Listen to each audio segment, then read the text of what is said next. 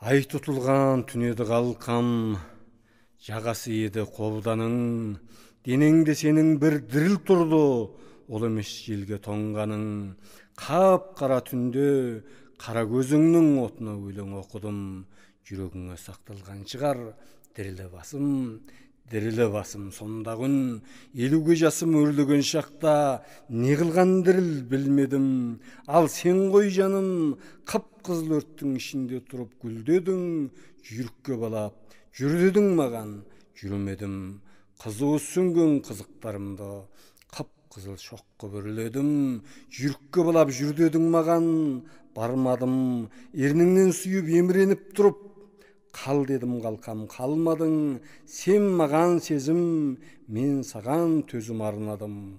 Осы құрша аяулым еді жылуы аздау жалғаның.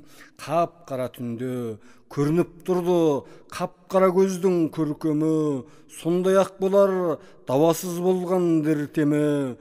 Бүгін де міне сол түннің үні тәтті күйлерді шертеді. Күңіренсе күйлер қып-қызыл шоқтай, қап-қызыл ернің өртеді.